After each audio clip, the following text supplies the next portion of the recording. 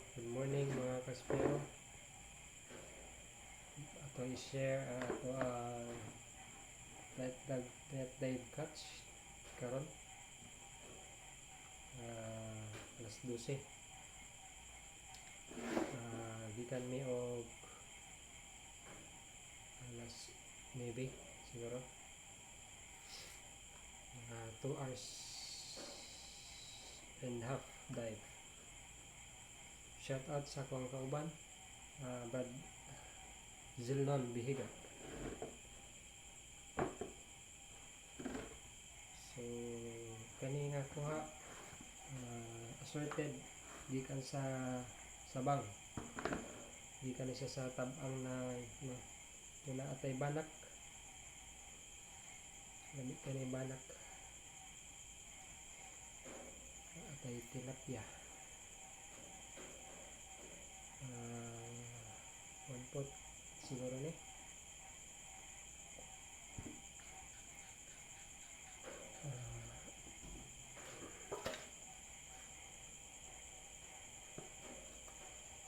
Kadua nga tilapia.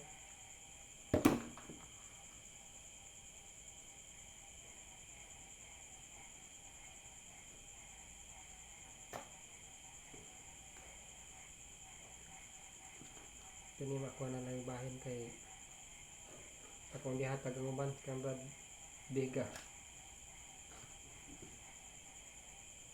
Matun sa tawagan ng isda kaning murag musigang mata na ang nasa kani ang lami na isda, pula hindi na siya gano matun sa tawagan ng isda mo siya gingaw kani kuot ra na ko ni sa bangagaw o samad walang tama.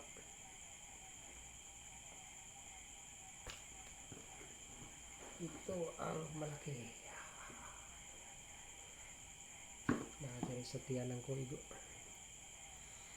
Dito sa tiyan yung tama, nasa ilalim ng bato.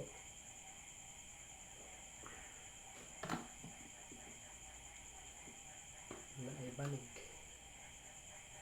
medyo dagko akong banig ka na po. Sarap ito sa sabaw at sa paksiw.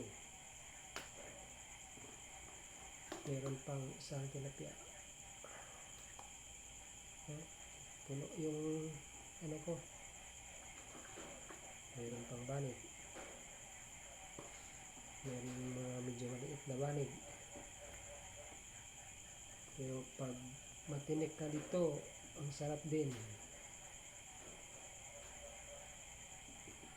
Ito banig pa rin. Merong parang sapsap banig, tawagan ng isda.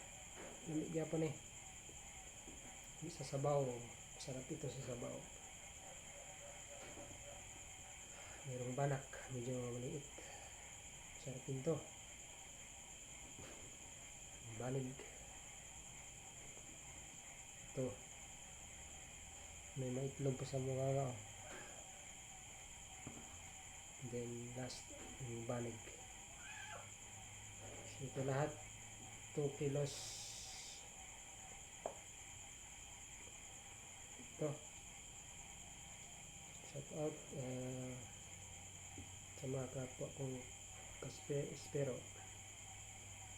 Maraming salamat Lord sa blessings ngayong gabi. Saka salamat din sa safe dive.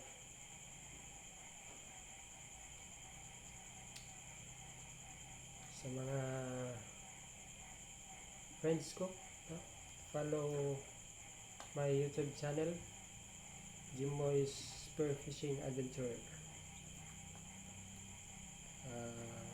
para pasubaybayan nyo ang mga spearfishing adventure ko. Salamat at God bless ating lahat.